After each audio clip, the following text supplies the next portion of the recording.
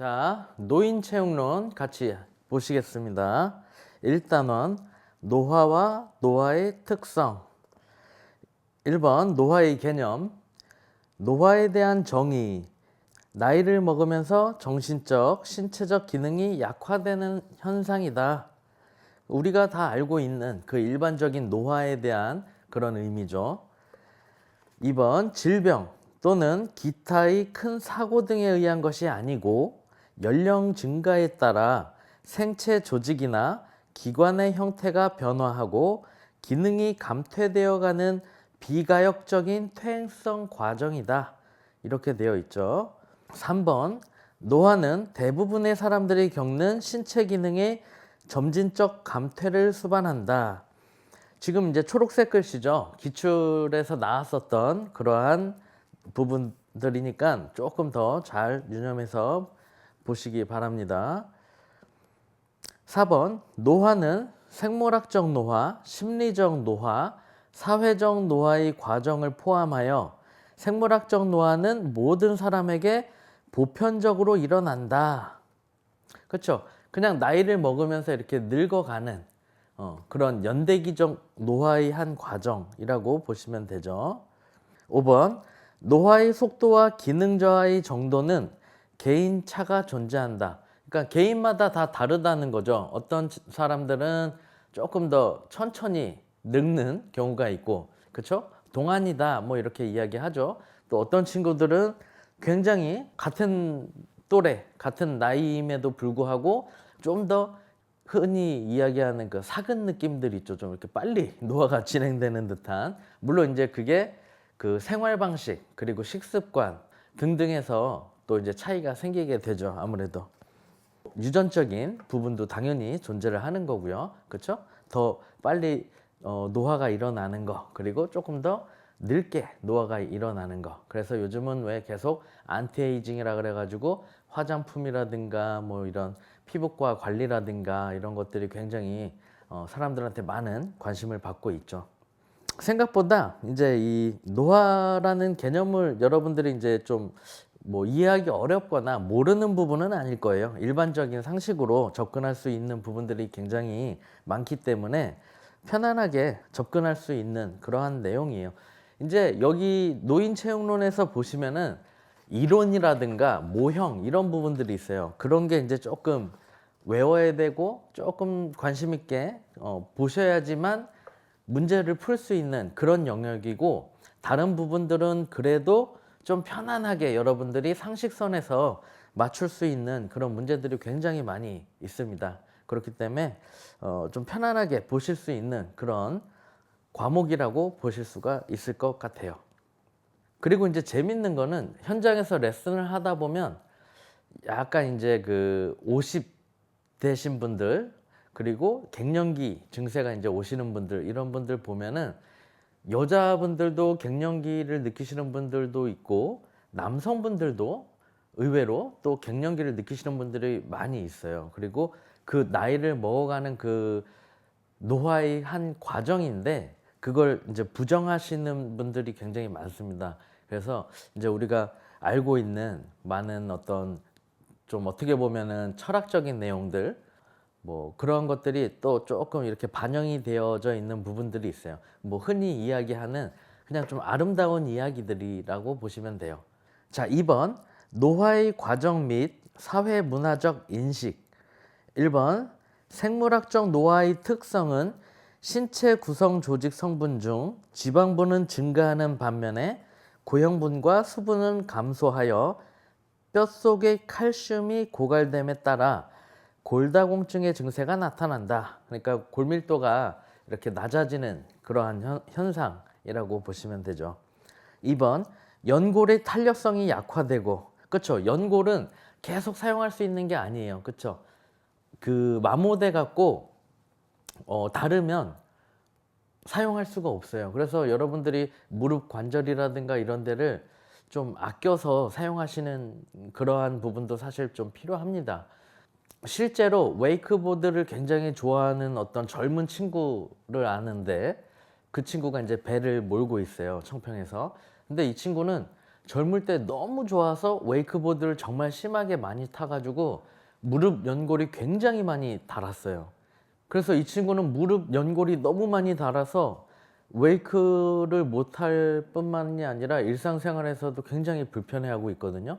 근데 더 놀라운 거는 이 친구가 한 20 후반인가 그랬었으니까 굉장히 심각한 거죠. 연골도 여러분들이 잘 좀 아껴서 사용할 수 있게끔 자세를 좀 잘 해주셔야 되는 것도 있고요. 사실 많은 분들이 이제 망각하고 있는, 인지하지 못하고 있는 부분들 중에 하나인데, 다 마찬가지예요. 사람 몸은 나이를 들어감에 따라서 다 기능이 저하가 일어날 수밖에 없어요.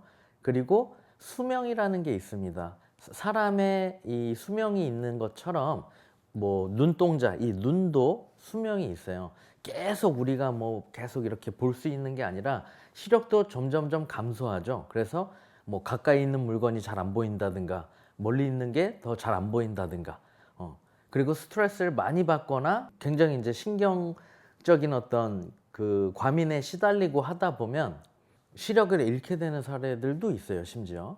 근데 어쨌든 이런 우리 인체의 연골이라든가 뭐 이런 시력이라든가 이런 것들도 다 수명이 있다라는 거를 좀 참고로 알고 계시면 좋으실 것 같아요. 그러니까 눈이 좀 피곤하거나 힘들거나 하면 뭐 이렇게 손 비벼서 그 눈 이렇게 갖다 대주면서 눈 감고 조금 이렇게 좀 릴렉스 시켜줬다가 또 다시 이렇게 또 눈 떠서 보고, 아니면 이제 우리 스마트폰 같은 거 많이 보면서 굉장히 그 열 발산을 가까이서 많이 받기 때문에 또 많이 건조해지죠.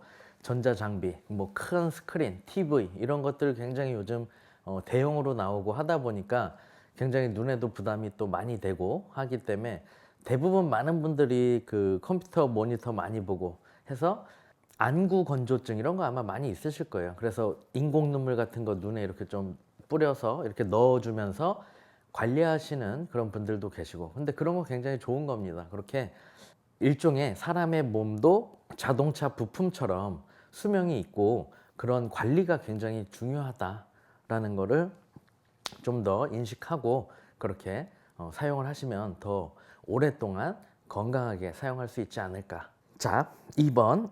연골의 탄력성이 약화되고 퇴행성 관절염 등의 발생 빈도가 높게 나타나며 젊은이에 비해서 쉽게 골절상을 당할 수가 있다. 그러니까 나이가 들어감에 따라서 젊은 사람들보다 더 골절, 부러지거나 하는 게 더 많아질 수 있다라는 거죠. 골밀도가 감소하기 때문에. 그래서 더더욱 근육 운동, 이런 근력 운동 이런 것들도 굉장히 많이 필요하다라고 잘 인식을 해 주시길 바라겠습니다.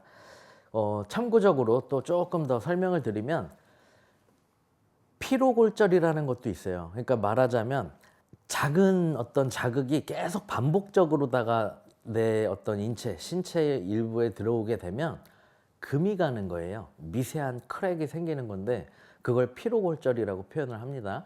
그것도 골절의 한 증상인 거고 뼈에 금이 가는 거니까 굉장히 불편하겠죠. 그렇죠? 아프고 그러한 부분도 참고적으로 알고 계시면 좋을 것 같아요.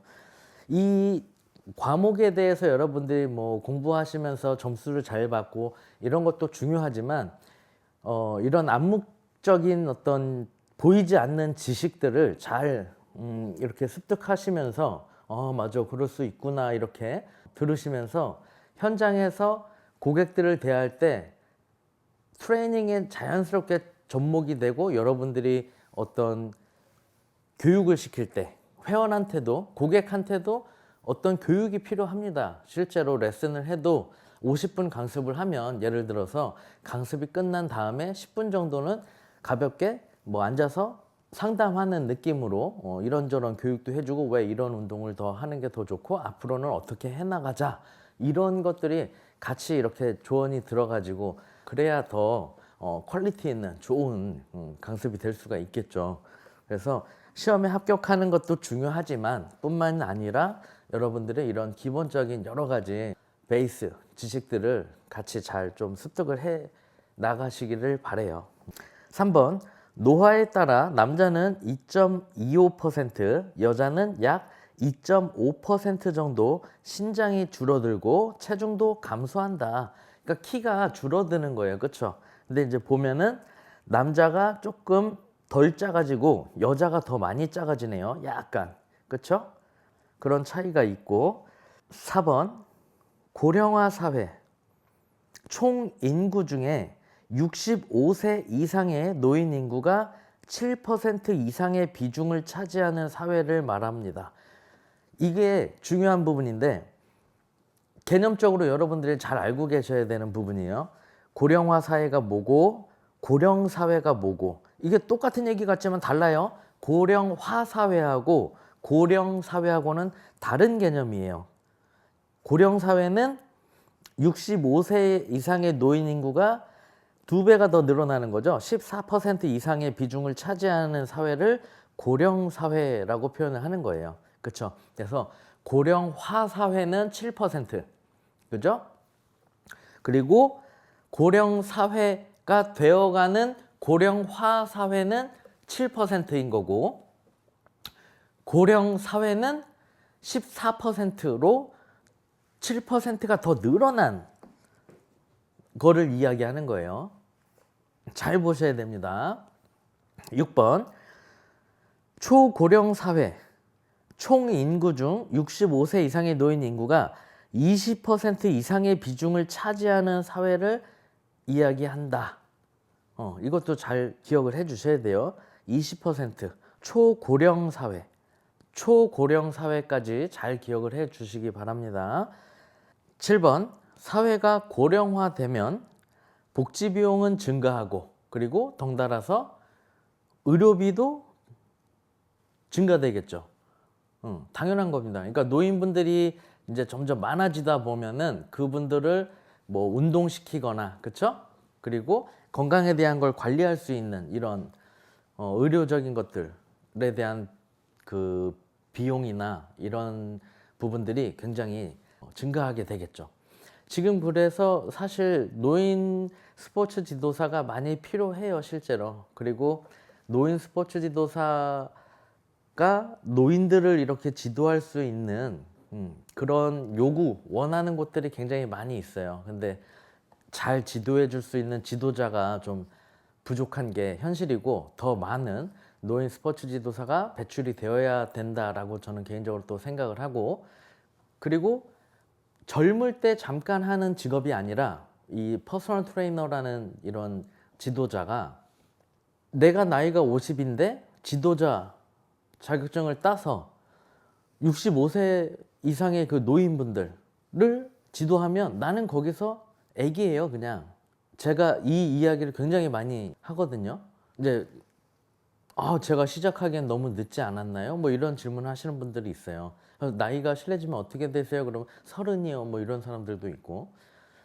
헬스장에서 그냥 바디빌딩식의 운동을 지도하는 거를 생각을 하니까 젊은 친구들 정도의 그 젊을 때 잠깐 하는 직업 같은 느낌으로다가 인식을 좀 많이 갖고 계신 것 같은데 그렇지 않아요. 여러분들이 좋아하는 일이고 이 좋아하는 일을 잘할 수 있으면은 자연스럽게 돈은 따라오게 되는 거고 그리고 여러분들이 활약할 수 있는 현장들은 굉장히 많습니다.